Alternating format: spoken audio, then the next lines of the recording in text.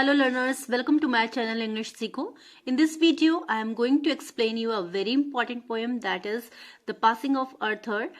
This poem is composed by Alfred Lord Tennyson. Tennyson is a renowned poet of 19th century. Before I start the poem, let me tell you some important points about this poem. From का मतलब होता है से, यानी कि अगर हम title का अर्थ निकालें तो यहाँ पर टाइटल का मतलब ये समझ में आ रहा है द पासिंग ऑफ अर्थर से। तो इसका क्या मतलब है कि from the passing of Arthur. Actually this poem is an extract from Tennyson's longer poem Morte the Arthur. Morte the Arthur Tennyson की एक लॉन्गर पोएम है, बहुत लंबी पोएम है जिसे ग्रेजुएशन या पोस्ट ग्रेजुएशन लेवल में पढ़ाया जाता है। उसी पोएम में से एक पद्यांश लिया गया है, एक छोटा सा अंश लिया गया है, वो आपके कोर्स में रखा गया है। That's why the title is from the passing of Arthur. अब इस पैसेज में आए दो शब्दों पर हम ध्यान देंगे, एक है पासिंग और एक है अर्थर। पासिंग जो वर्ड है ये वर्ब होती है टू पास। पास का मतलब होता है गुजरना, वहां से ली गई है, उसका ये आईएनजी फॉर्म है, पास मतलब गुजरना। Arthur, Arthur is a king here. So the title का मतलब यहाँ पर अगर हम निकालें द पासिंग ऑफ अर्थर, यानी कि किंग अर्थर का गुजरना, यानी किंग अर्थर का कहीं से कहीं पर जाना। तो पूरी फिलॉसफी पोएम की इसी किंग के एक स्थान से दूसरे स्थान पर जाने पर ही लाई गई है और बहुत ही अच्छे तरीके से इसको समझाया गया है। यहाँ पर किंग अर्थर के अलावा एक और शख्स है, वो है night बेडीवेयर। Knight Bedivere was a favorite knight of King Arthur. Actually, the story is the King Arthur has lost his battle. In the Battle of Lyonesse, King Arthur was defeated. Lioness का जो battle हुआ था उसमें king अर्थर हार गया था और अब किंग अर्थर जो है वो अपना राज्य छोड़ करके अपनी 3 रानियों के साथ एक छोटी सी नाव में बैठ करके किंगडम छोड़कर जा रहा है। और जो उसका नाइट है Bedivere, he is very sad at his departure. वो उसके जाने पर, उसके प्रस्थान करने पर बहुत ज़्यादा दुखी है। तो इस पोएम में ये पोएम एक्चुअली में एक कन्वर्सेशन है बिटवीन किंग अर्थर और नाइट बेडीवेयर। इन दोनों के बीच में बातचीत हुई है। किंग अर्थर जो है वो बोल रहा है और नाइट बेडीवेयर जो है वो सुन रहा है। नाइट बेडीवेयर बहुत ज़्यादा दुखी है किंग अर्थर के जाने पर, तो किंग अर्थर उसको कंसोल कर रहा है, उसको ढांढस बंधा रहा है और ढांढस बंधाते समय उसने उस 2 मुख्य बातें इस पोएम में कही हैं। चलिए देखते हैं वो 2 मुख्य बातें क्या हैं। 2 main points of the poem are: change is the law of nature, prayer is the best thing on the earth. Change is the law of nature मतलब परिवर्तन ही संसार का नियम है, परिवर्तन ही प्रकृति का नियम है। Prayer is the best thing on the earth, prayer ही यानी कि प्रेयर प्रार्थना, जो भगवान से प्रार्थना की जाती है उसमें अल्टीमेट पावर होती है, वो बेस्ट थिंग है इस धरती पर। चलिए अब हम पोएम की शुरुआत करते हैं। And slowly answered Arthur from the birds, the old order changeth, yielding place to new, and God fulfills himself in many ways, lest one good custom should corrupt the word. पहले हम शुरू की 2 lines को देखेंगे, इसमें आए हुए कठिन शब्दों को देखते हैं। देखिए, बार्ज, बार्ज का मतलब होता है स्मॉल बोट, छोटी नाव। ऑर्डर, ऑर्डर मीन सिस्टम, व्यवस्था। चेंजित, चेंजित में से आप अगर TH को निकाल दे तो बचता है चेंज। ये ओल्ड इंग्लिश का वर्ड है, इसका मतलब ये होता है टू चेंज, बदलना। Yielding, yielding means giving. तो अब हम इसकी 2 पंक्तियों का अगर हम मीनिंग समझने की कोशिश करते हैं। And slowly answered Arthur from the barge, and slowly, slowly धीरे से उत्तर दिया। So if there is an answer it means that there was a question, that's why I said that it is a conversation. ये एक बातचीत है king अर्थर और उसके नाइट बेडीवेयर के बीच में, सेनापति या नाइट सामंत के बीच में। स्लोली आंसर, स्लोली, स्लोली शब्द का क्यों इस्तेमाल किया गया है? Because the king is defeated, राजा हार चुका है। So he has lost his energy, he is very distressed, he is sad, वो बहुत दुखी है, निराश है, इस कारण से वो धीरे से आंसर कर रहा है। From the barge, from the barge he is standing on the boat, वो नाव पे खड़ा हुआ है और वहां से वो आंसर कर रहा है।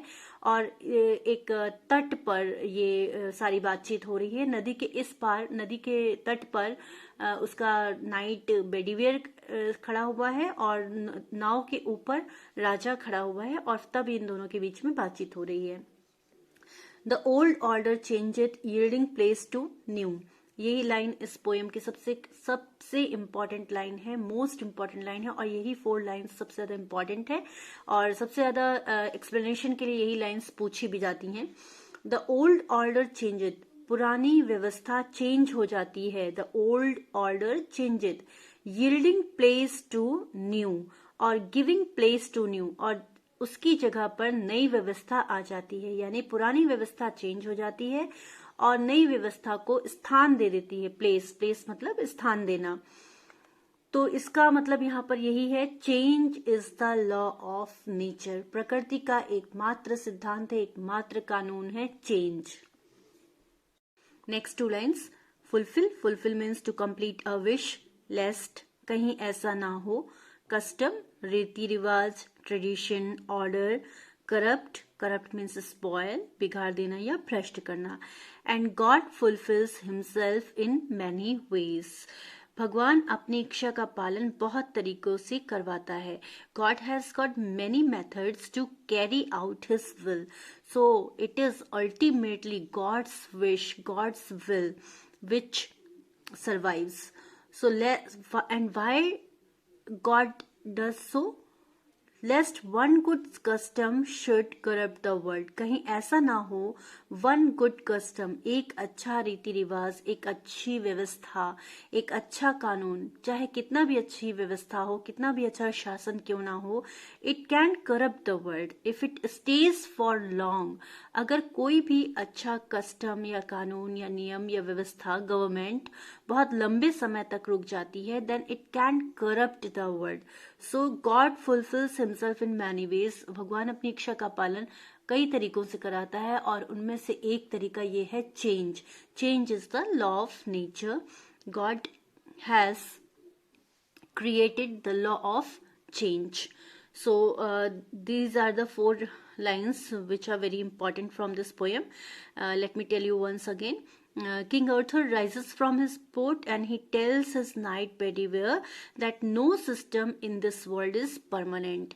The condition of society always changes because change is the law of nature.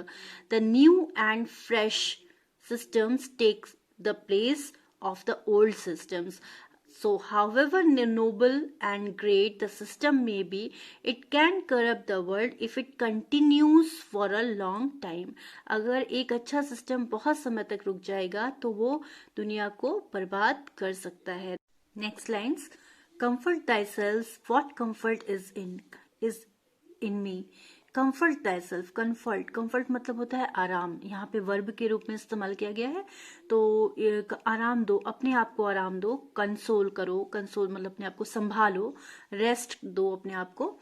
Comfort thy self. Thy self means your self, यानी कि अपने आप को. तो राजा किंग अर्थर नाइट बेडीवेयर से कह रहा है अपने आप को संभालो, अपने आप को कंसोल करो, आराम दो. व्हाट कंफर्ट इज इन मी. मेरे अंदर अब क्या है. वॉट इज लेफ्ट इन मी. मेरे अंदर तो अब कुछ भी नहीं बचा. मैं तुमको कुछ भी नहीं दे सकता हूँ. मेरा राजपाट सब चला गया है. मैं अपना वॉर हार चुका हूँ. I have lived my life. मैंने अपना जीवन जी लिया है. I have lived my life and that which I have done. और जो भी मैंने पूरी जिंदगी में कार्य किया है. डन मतलब करना. तो दैट विच, जो कुछ भी मैंने अपने लाइफ में किया है. में ही देखिए यहाँ पर कैपिटल लेटर से लिखा है. हिमसेल्फ में भी ही कैपिटल लेटर से लिखा है. इसका मतलब यहाँ पर ही का मतलब है God. So may he with in himself make pure.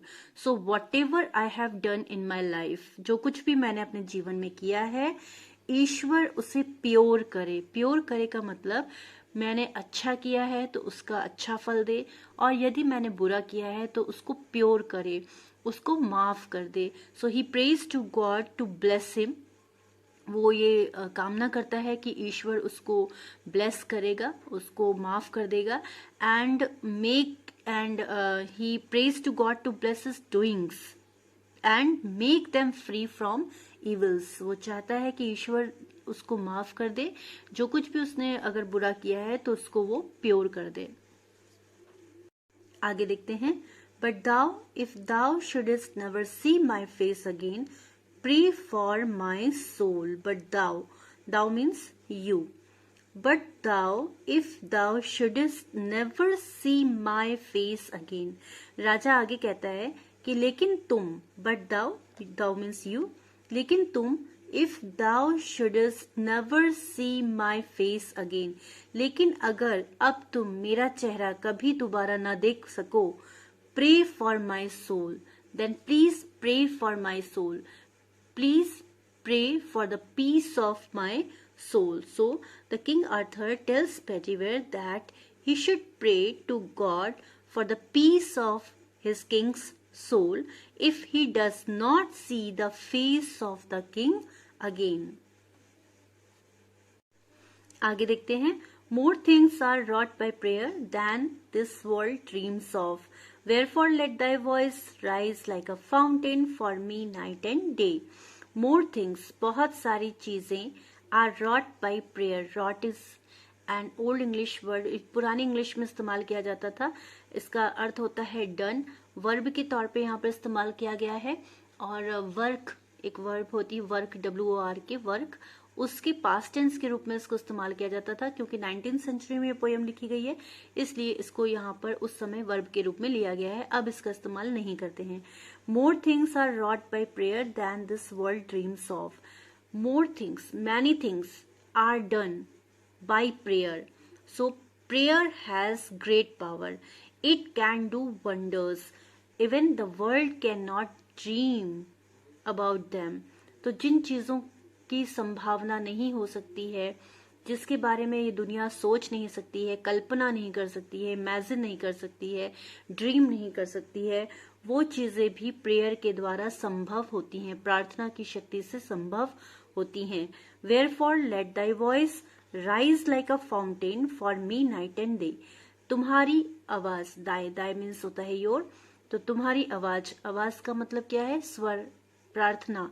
Your prayer, your voice in prayer, तो योर वॉइस शुड राइज, उठे, लाइक अ फाउंटेन, एक फवारे की तरह, for me night and day, मेरे लिए दिन रात, यानी कि तुम मेरे लिए दिन रात प्रार्थना करना और तुम्हारी प्रार्थना मेरी सोल को पीस पहुंचाए. सो it is said here that prayer has a great power, and the things which are impossible to be done by any way can be achieved by the supreme power of prayer. Therefore, as the fountain flows on continuously, Knight Bedivere should raise his voice in prayer for the peace of king's soul. आगे देखते हैं. इसकी ये जो last की lines हैं, for से लेकर के फेयरवेल तक, ये लाइन्स अगेन वेरी इंपॉर्टेंट है, आपको बहुत ध्यान से इसको समझना पड़ेगा. For what are men better than sheep and goats. अब यहाँ पे दोबारा प्रेयर की ही ताकत को और एलोबरेट करके बताया जा रहा है कि वो लोग, what are men better than, better मतलब होता है बेहतर, बेटर देन शीप और गोट्स, वो लोग भेड़ या बकरियों से बेहतर नहीं है. क्या बेहतर है? That nourish a blind life within the brain, जो कि एक ब्लाइंड लाइफ बिताते हैं. नरिश मतलब पास, बिताते हैं, लीड करते हैं. अ ब्लाइंड लाइफ, एक अंधी जीवन को बिताते हैं. जैसे कि भेड़ बकरियां होते हैं, एक दूसरे के पीछे बिना सोचे समझे चले जाते हैं, उनके पास सोचने समझने की पावर नहीं होती, उनके पास ब्रेन नहीं होता है. तो उसी तरह से एक अंधा जीवन बिताते चले जाते हैं. इफ नोइंग गॉड, ये भगवान को जानते हुए भी, नोइंग गॉड, नो माने जानना, भगवान को जानते हुए भी, they lift not hands of prayer, वो भगवान को जानते हुए भी, लिफ्ट माने होता है उठाना, हैंड्स ऑफ प्रेयर मतलब प्रार्थना में, दुआ में हाथ उठाना. तो वो भगवान को जानते हुए भी प्रार्थना में, दुआ में हाथ नहीं उठाते हैं. तो उनकी जिंदगी किसी भी तरह से शीप या गोट्स, भेड़ बकरियों से ज्यादा अच्छी नहीं है. both for themselves and those who call them friend. ये दोनों लाइन एक साथ लेनी पड़ेंगी. If knowing God they lift not hands of prayer both for themselves and those who call them friend. भगवान को जानते हुए भी वो प्रार्थना में अपने हाथ नहीं उठाते हैं, चाहे दोनों के लिए, चाहे अपने लिए, themselves मतलब अपने लिए, और for those उनके लिए, who call them friend जिन्हें वो मित्र कहते हैं. So for what are men better than sheep और गॉट, वो लोग भेड़ बकरियों से ज्यादा बेहतर नहीं है। That nourish a blind life within the brain, जो ब्रेन होते हुए भी एक ब्लाइंड लाइफ लीड करते हैं, पास करते हैं, बिताते हैं।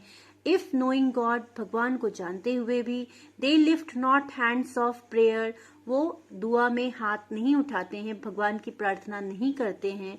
बोथ फॉर देमसेल्व्स, चाहे अपने लिए और चाहे अपने मित्रों के लिए। For so the whole round earth is every way bound by gold chains about the feet of God, but now farewell. यहाँ पे बहुत अच्छा सा एक मेटाफर दिया गया है, बहुत अच्छी कल्पना की गई है।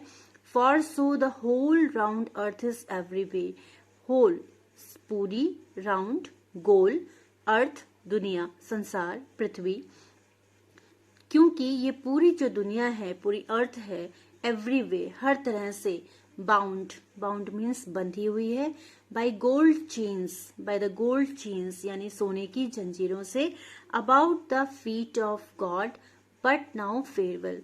तो एक यहाँ पे एक ऐसी कल्पना की गई है कि ईश्वर के पैरों से एक गोले के समान पृथ्वी बंधी हुई है। कैसे बंधी है? एक गोल्ड चेन से बंधी हुई। इस बात से पोइट क्या बताना चाह रहा है? पोइट ये बताना चाह रहा है कि प्रेयर ही वो लिंक है, प्रेयर ही वो गोल्ड चेन है that binds us by golden chain with God's feet. तो ईश्वर के पैरों में जो हमें एक सोने की जंजीर बांध के रखती है, वो वास्तव में वो कड़ी प्रार्थना ही है। प्रार्थना की शक्ति से ही ये संसार ईश्वर से जुड़ा हुआ है। So this was the explanation of the poem The Passing of Arthur. I hope you will find it easy and helpful. If you have any query, you can ask me in the comment box. Till then, happy learning.